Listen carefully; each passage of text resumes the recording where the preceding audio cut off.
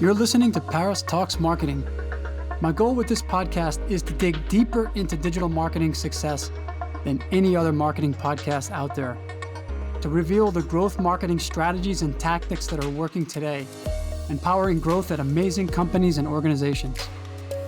Keep listening as I interview founders, CEOs, and marketing leaders from all around the world, primarily from companies in the tech and software as a service industries. Now, on with the episode.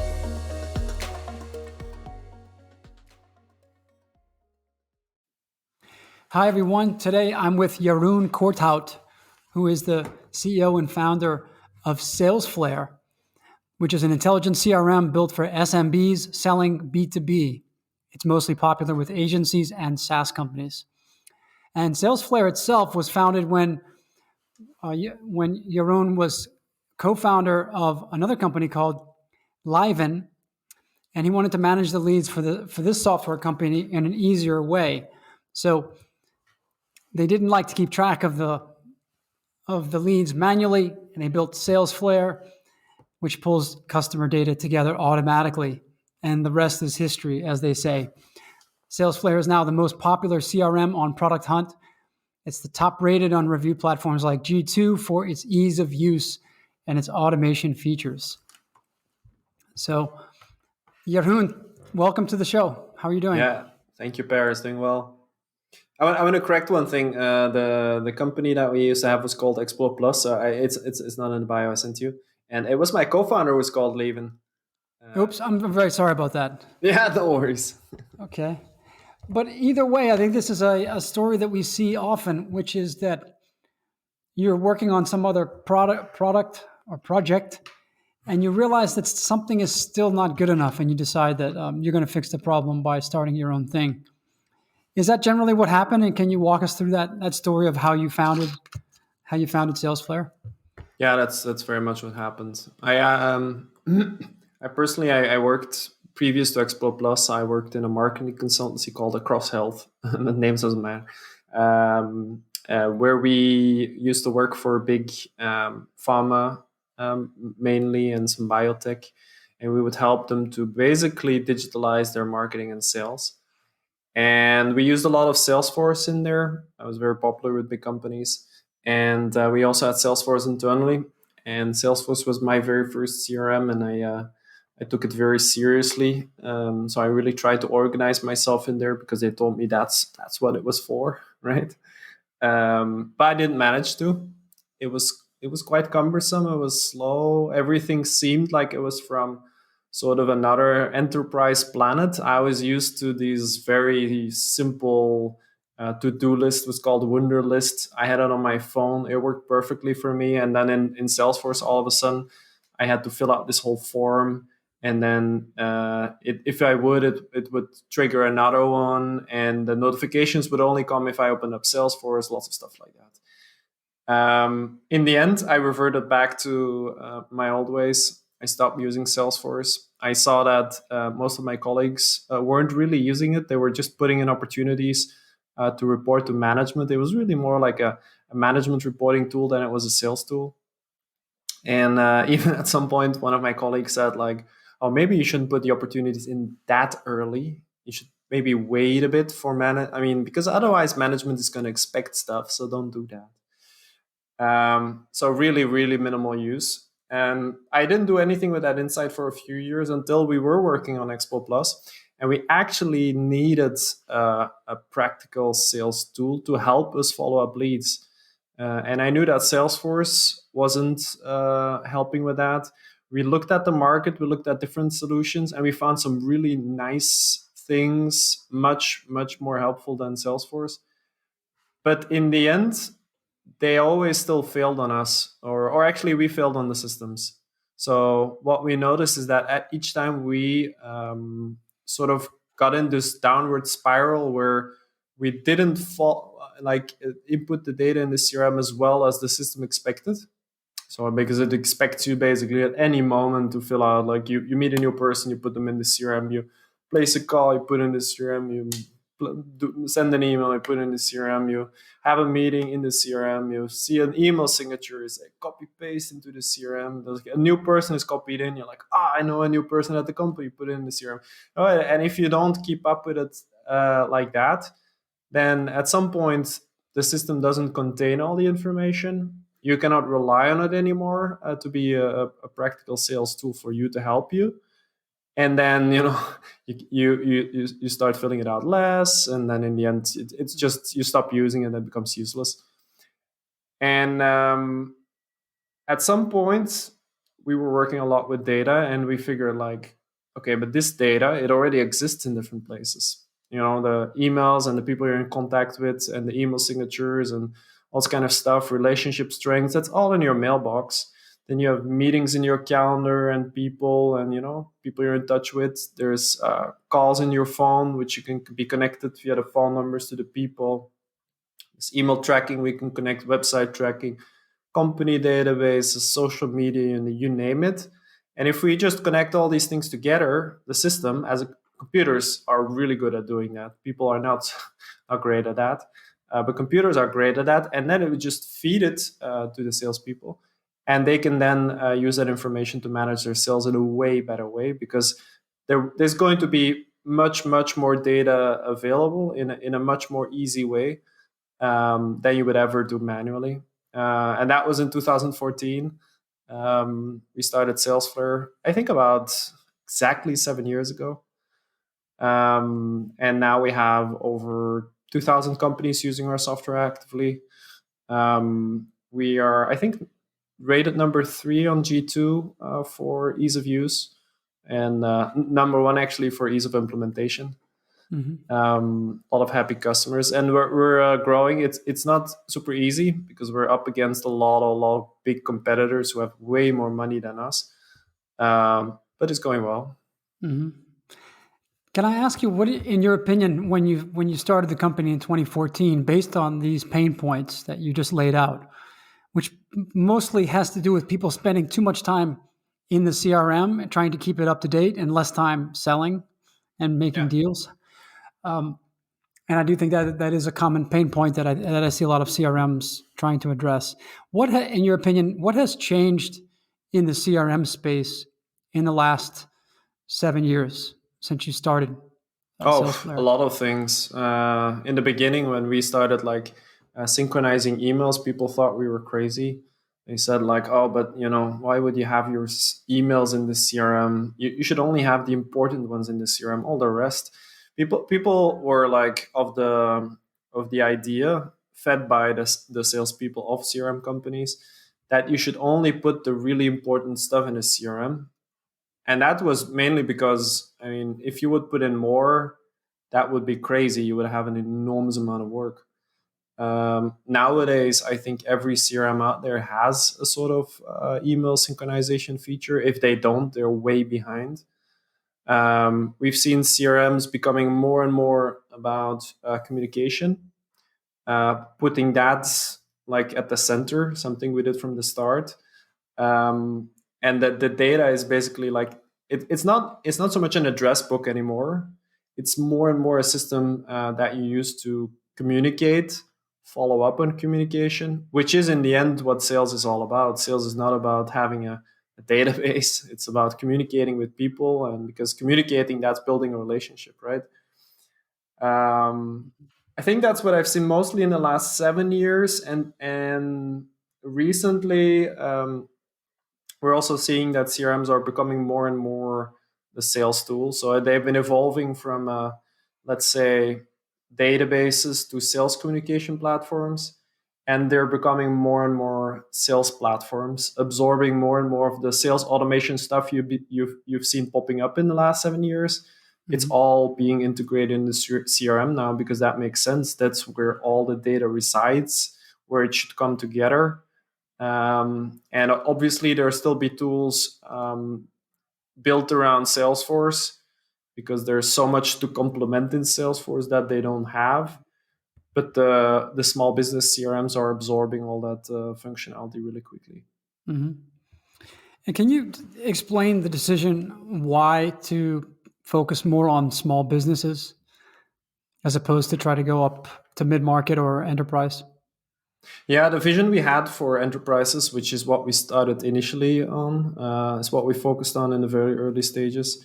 We thought we were going to build a sales platform. We thought like, these big companies, they have specialized platforms for to do support. They have Zendesk or something like that. But for sales, for some reason, salespeople still have to work in the CRM. They have this generalized experience, which is not really built for them. It doesn't help them. So we're going to build a sales platform, and that's going to synchronize with something like Salesforce or Microsoft Dynamics. And we talked to a lot of enterprises about that, and they were like, yes, we have an issue. All of them had an issue. But all of them thought like, well, this is really interesting, but we would just like Salesforce to be fixed. We don't want another tool next to it that's going to synchronize with Salesforce. We don't see that as a great solution, just because the paradigm was like salespeople, they work straight in the CRM, and it was really hard to shift that. And then we actually also saw that enterprises are slightly less interested in practical use. They have a bit more focus on the organization than on the end users and on the practicality and the lower level results. But for small businesses, we were in a startup incubator at that moment, and the startups around us were like, "Oh, what you've built looks great! Like it automates all of the stuff I'm doing now in CRM X. Can we use it?" And then we decided at some point to go for small businesses. We saw that it was a huge challenge because if you go after small businesses, you can't just have a few contracts and be break even. But anyway, we took the challenge, and it's slowly working out, let's say. Mm-hmm. Is there a direct relationship or connection between positioning for small business and also positioning as the best in terms of ease of use? Is there a relationship between those two, or is that a coincidence? No, I think the one goes hand in hand with the other. If you want to attract small businesses, they want something practical, they want something easy. It needs to be out of the box, go fast, help them. They don't want to lose time on stuff. Plus, we also get a large amount of people trying out Salesflare, starting with Salesflare. If everything would be super difficult, we would be, it would not be profitable for us because we would have to do an enormous amount of support to get people up and running. So we make everything as easy to understand as possible. You can do everything by yourself if you like to. There's really like you get on the software, it shows you how to work with it. Then there's a checklist to check you off. It motivates you by giving you extra days on the trial if you do things. It has videos, it has articles, like everything is there. Obviously, if you need us, we are there. We can help with anything, and we go further with our support than many others. But we try to make our support unnecessary. That's our goal. Mm-hmm. Are there any particular industries that you feel are more appropriate, or do you have a higher concentration in certain sectors or industries within small business?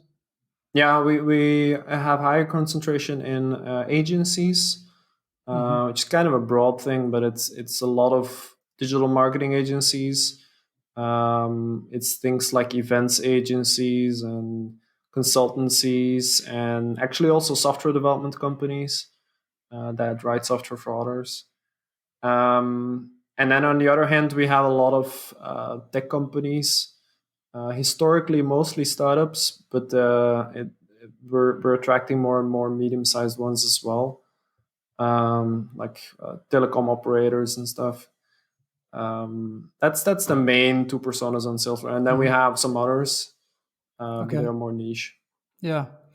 I'm interested in your opinion on the relationship between the CRM category and this new emerging category, which is sales enablement, with the likes of Outreach IO and others like that, Sales Loft, who are I think focusing more on the actual outreach elements of Mhm. sequence to nurture sequences and outbound sales.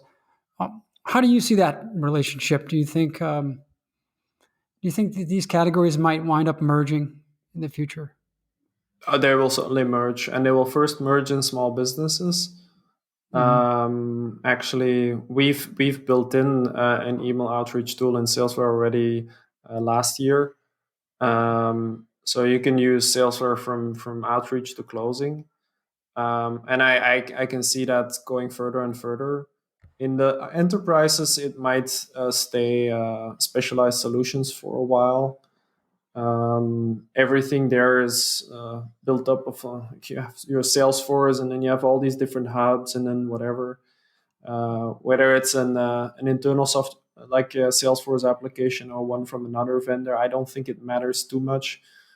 They're as difficult to integrate to each other. So Hmm. um, there, I see it taking a bit longer. But in small businesses, the merging is going really fast.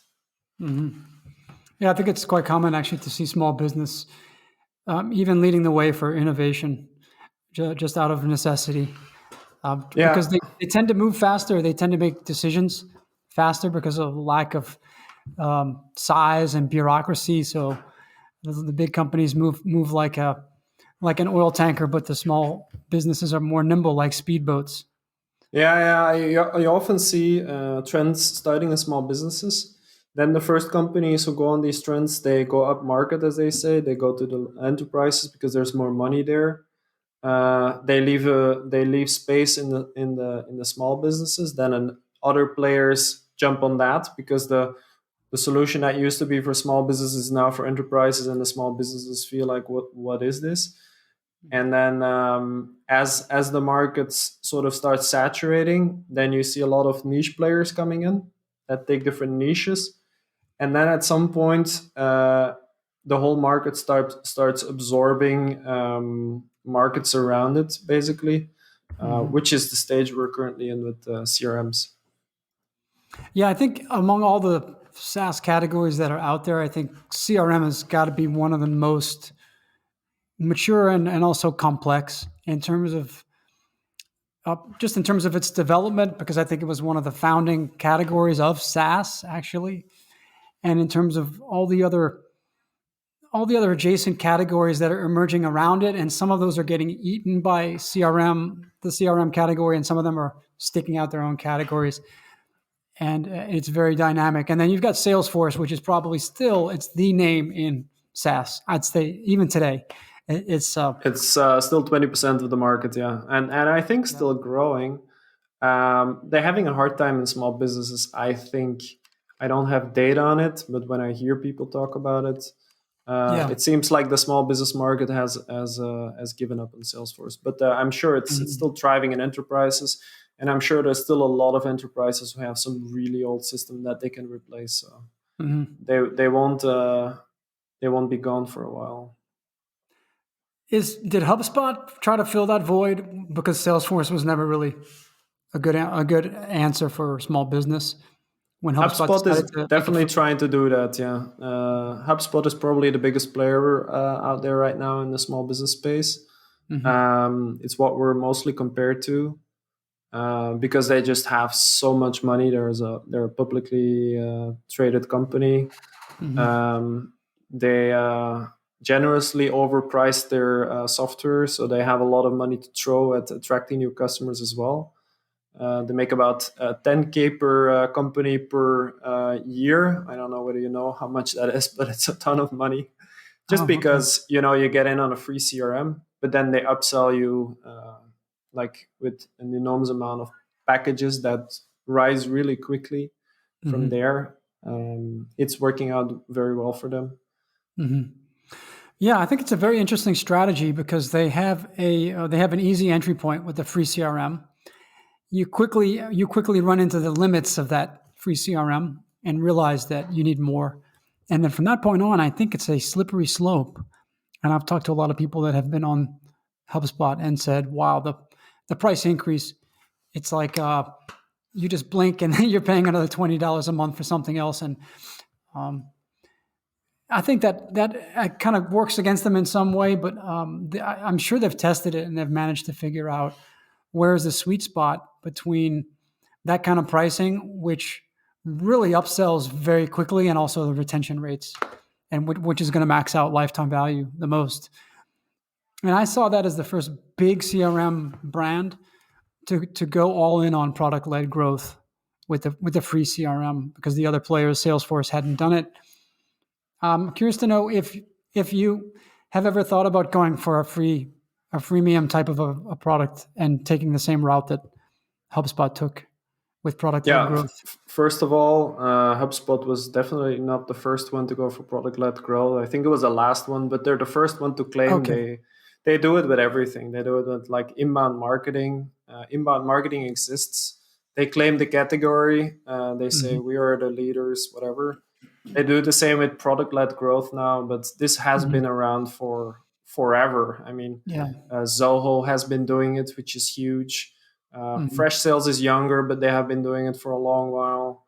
Hmm. Bitrix has been doing it since forever. You know, there's all these players out there that have been doing this. Now just HubSpot says, well, we are whatever. Um, we have tried a free plan for a bit. The reality is that it didn't really convert as well for us as our free trial. I think it's mainly because of volume. If you don't get the crazy amount of volume, then it probably doesn't pay off. Because what people are doing anywhere is they're comparing different CRMs. So they're making a bunch of trials next to each other, and they see which one they like the most. And I think price is a smaller consideration there. Hmm. So for us, it didn't work out. We did sort of behind the scenes kind of trial without scrapping our free trial model publicly, but it didn't work. Hmm. Yeah, interesting. And I was just also checking out some of the pricing plans, and I think that there's some established levels. I know I was looking at Pipedrive's pricing, and you all are only differing in the middle plan by about $10 a month or €10 a month. And I also think now that people are relatively, I think they generally know what to expect in terms of what they should be paying for a CRM given a set of features.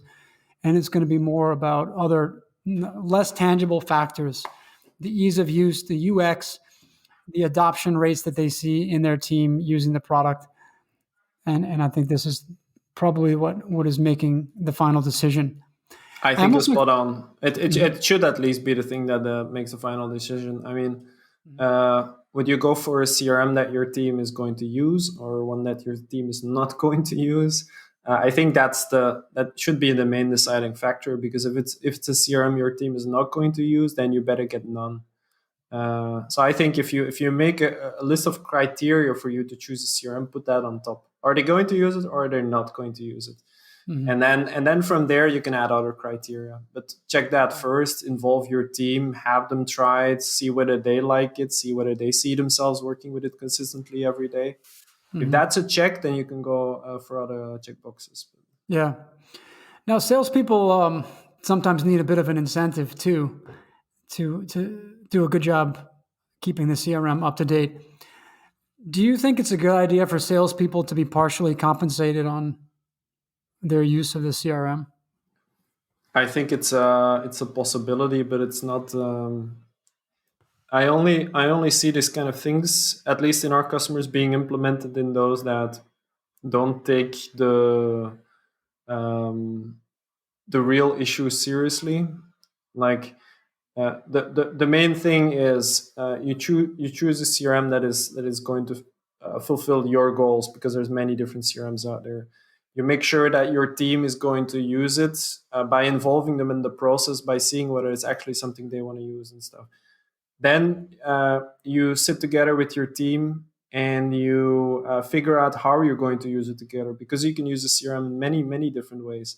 If you do all these things, then I think you're on a path to success. Like compensating salespeople um, based on whether they fill out the CRM or not is usually used as a quick fix, but one that really is like a very dangerous one, because what will happen is you will have to define what it means to use the CRM well, and then people will do exactly that, but they will not use the CRM properly, because that's not the what is communicated to them. What is communicated to them is like, if you fill out X opportunities a month and you put in X calls, you get money. Mhm. For instance. Regardless of the results. Yeah. Yeah. Hmm.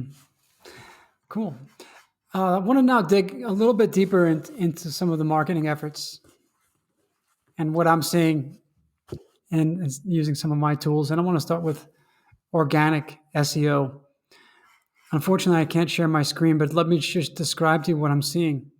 Something happened around March 10th, just Yeah. about 3 weeks ago. Something happened and your organic traffic exploded. You know what I guess happened? you're aware of that, right? I'm It gonna seems I'm like gonna reveal the secret for you. It's a scoop. First time I reveal it. It's also been since 10th of March. We upgraded the performance of our blog. That's all. Mhm. When you say you upgraded the performance of your blog, are you talking about the site speed or are you talking about the content? Yeah, so there were a few basic things that we solved first. There was our hosting provider in Cloudflare, which we use as a CDN. They were not really communicating with each other well. Like the hosting provider had this kind of filtering thing that if from the same IP, it would get a lot of visits, and Cloudflare is often the same IP. It would start blocking it. That was one thing. But then mainly from there, what did we do? We replaced large images with smaller ones. We did a few extra performance fixes, but I don't remember the specifics. We also worked a bit on cumulative layout shift. This is when a Mhm. page is loaded, how it then shifts. But in the end, it was mostly about loading speed. And Google rewards loading speed a lot, apparently. We were also very happy to see that. Mhm. If we would have known, we would have started way earlier with fixing this kind of stuff. We weren't doing badly, though, but it's just that extra. I think we went somewhere from in the 80s to around 90 or 100 for most pages on the blog in terms of score on Google page speed. Mhm. And that just skyrocketed things. And which tool are you looking, by the way? Is it Ahrefs or? Yes. Yeah. And just for the sake of the audience, what we're talking about, this explosion, what we're talking about is, at least from what I'm seeing, is somewhere around 10,000 organic visits a day. Just 20 days ago to today, almost 18,000. So you're quickly on the path towards doubling your organic Yeah. search traffic in about a month, which is Yeah. amazing considering that you're not going from 1 to 2. You're going from 10,000 and you're about to hit 20,000 in the last month. I have very rarely seen something like that, and thank you for sharing the secret sauce, because I've heard both debates about page speed, and there's a lot of case studies published out there that show that that page speed actually doesn't move the needle as much as people do believe. But it sounds like in your case, We it didn't do was a major anything else factor. on exactly that date. So, Yeah, and that's great. One other thing that I noticed about your blog, well, there are a couple of things that I want to point out. The first is your cadence. You're blogging almost at least more than once per week. It looks like in some cases there are weeks where you publish 2 or even 3 times per week. Do you have a strict editorial calendar that you stick to, or how do you instill that level of discipline and consistency with the blog? we publish every Tuesday and Thursday, actually, consistently. I think we haven't missed one in a year or something. Mhm. Um, I must admit, some of that is republishing. So, well, a lot of it at the moment. But we republish a lot of stuff. We update it. Then we post it again. And that also helps to then push up that post in the rankings more and more. Google likes that you keep stuff up to date, promote it to everyone. people don't know anymore anyway that you've written this months or years ago. So if you're promoted again, it's just it gives a good ROI, and the post Hmm. keeps going up in the search rankings. Yeah. Um, how do we do that? Yeah, we just plan for it. That Hmm. point. Yeah. What kind of a content marketing team do you have? We have none. Hmm. It's sometimes I have experts write posts. We don't use copywriters.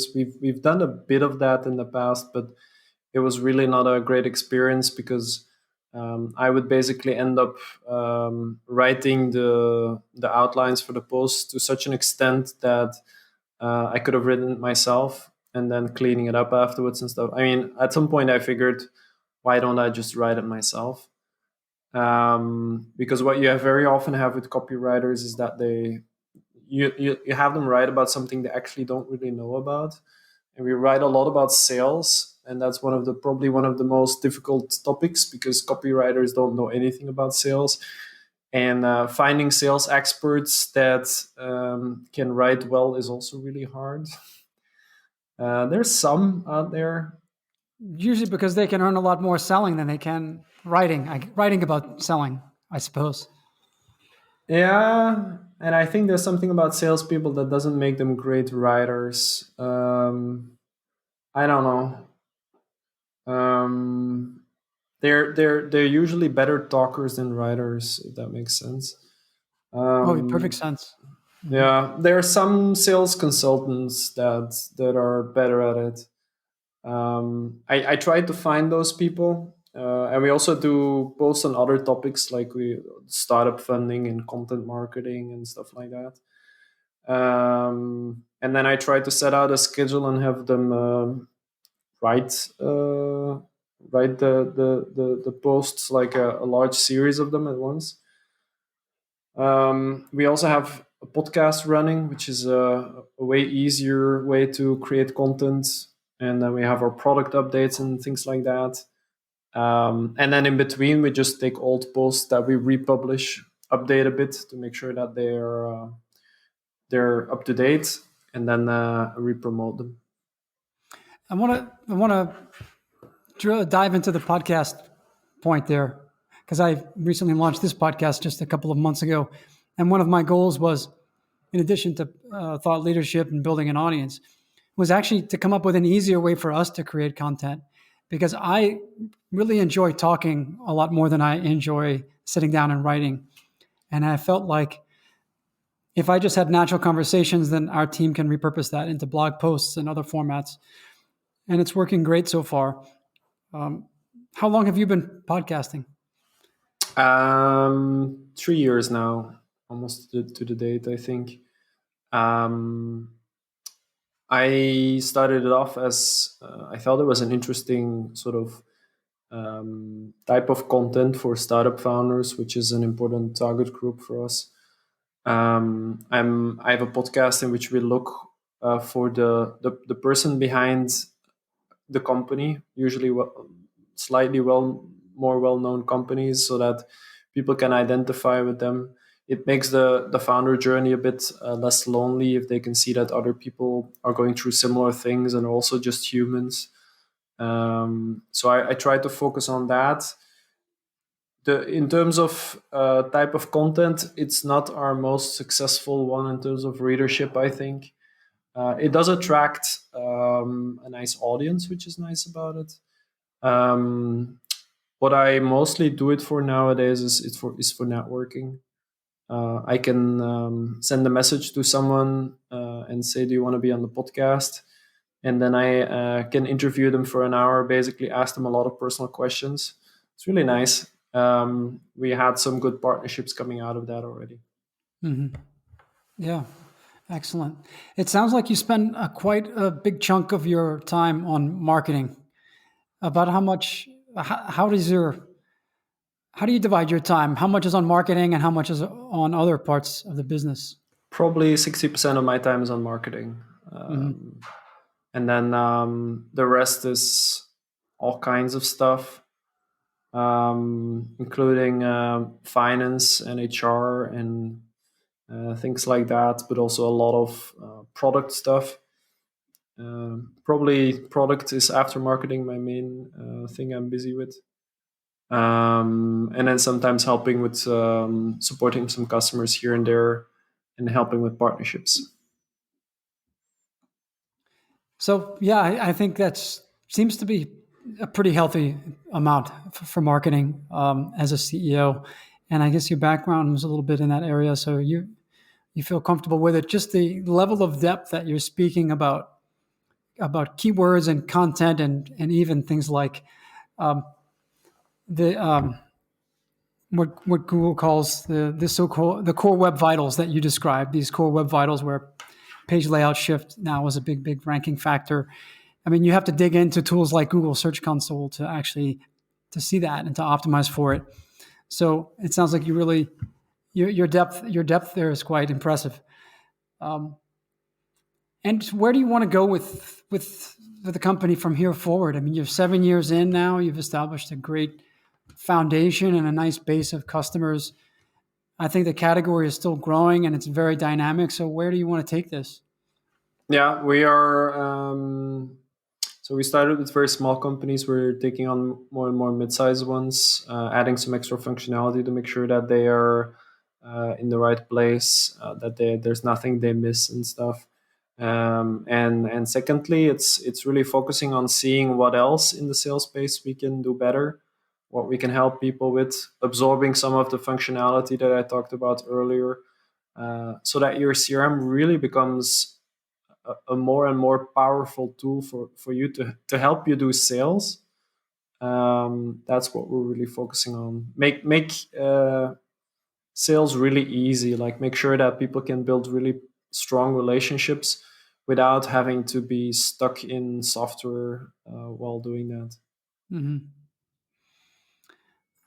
And I'd like to discuss a little bit of the paid advertising strategy as well, because it's from what I see, it seems to be fairly minimal in terms of paid search spend. How is that going? What's your approach with paid advertising? It's very minimal indeed. The thing is, if we would just throw money at the things like just Google Ads, as we talked about earlier, there's some players that make way more money per customer than we do, so they easily outbid us. We have to be a little smarter at things. So we will go for some more niche or long tail things. We will try to be listed on different sites. By partnering up, we will um, get in front of other people's audiences, like getting on this podcast, for instance. Mm-hmm. We will focus a lot on organic. We will focus on building a better product that people actually use. It's this kind of stuff that makes a difference for us. If paid ads would work for us, sure, we would throw money at it. We would raise money, throw more money at it. But it's unfortunately not how it works. Mm-hmm. It's not that easy for us in the CRM space. So we do Mm-hmm. lots of other stuff. Gotcha. When I Google a lot of the trophy keywords, like best CRM for small business and the like, what I see consistently ranking organically, not the paid ads. The paid ads are the big players with the big budgets who can afford those high CPCs, as you said. But the organic results are pretty much dominated now by your Capteras and G2s of the world, the aggregators and reviews platforms. Do you have a particular approach or a strategy for gaining presence on sites like G2 and Captera? Mhm. Yes, we do. On G2, which is what we mainly focus on, we would just ask people to review us. That's our strategy. It's very simple, but it gets us reviews and it gets us rated. So we are I think, top 10 rated on G2. We're the number one easiest to implement, second one in terms of support, third in terms of ease of use, and I think also second in terms of best results, like best results from implementing the CRM. And that's just we just ask people. This it's not more complicated than that. Sending automated emails and all this kind of stuff never really works. It's really when you ask as a human being to another human being. That's still the most powerful thing. Um, and yes, there's G2, there's Capterra, and there's lately also been some Trust Radius. But next to that, there's also lots of other sites popping up. Those are also interesting ones to focus on. When do you think is the right time to ask for a review? When people are excited, we're still figuring out exactly when that is, but when they're new on the software, when they're signing up the moment they pay, when they are super happy with the support, this kind of moments. Do you implement anything like NPS surveys that go out? Yeah, we have an NPS thingy that asks you like how happy you are, and if you give a good score, it's like, do you want to review us? And then people can say yes or no, and then we see that most people who say yes, and they're redirected from there to the review side, right? Most people at that moment are like, too busy. I mean, there's nobody looking, nobody asked. It was just the computer asking. They're like, okay, whatever, and they don't fill it out. So, but we keep track of it, and we still ask these people personally, which sometimes works out. What works out better is just if you're actually in a conversation with someone asking you at that moment. That works well. Yeah. I have to believe that you all internally use Salesflare. Am I right? We use Salesflare, yeah. Yeah, I mean, I think it does make sense that with small businesses, especially, I know that you could say all businesses are about relationships, but especially with small businesses, I think it's even more so the case. And a CRM that can focus on the maintaining quality relationships and using those relationships also as a way to win business is really key. And a lot of that comes down to even the context, I think, which is that, Definitely. hey, we learned that, I don't know, Jeroen was just in the news recently because they launched a new feature. So I'm going to reach out and just congratulate him for that. And I'm going to nurture that lead. I'm going to keep it warm. And these little things and these little gestures, I still believe that most salespeople don't go to the effort to do that well. Not just keeping a lead warm, but doing it with the right context, actually. And I think it's especially true with small business. Yeah, although I think enterprises also have a lot to win when it comes to building relationships. They can, it's just that in many cases they're so badly managed and their software doesn't allow for it that they just don't. And that you feel like, okay, this is the fifth salesperson I'm talking to now, and they don't know what the others knew, and they're just taking me for the money. And if you have this kind of feeling, I think as an enterprise, at some point, you're also going to start failing if that's how your customers feel about you. But yeah, small businesses are definitely leading the way there. They do it at a different scale. They have better tools. So. Excellent. Well, Jeroen, this has been great. Is there anything that I didn't ask you that you'd like to share with the audience? Nothing I can think of. Well, congratulations with the success so far with Salesflare. It's going to be exciting to see what comes next. It's certainly one of the most dynamic categories in SaaS. So I think it'll be a great journey. Even though it's been a great 7 years, I think the next 7 is probably going to also be quite interesting for you. Definitely. So I wish you all the best, and thanks for spending time with me today. Yeah, thank you. This was fun. All right.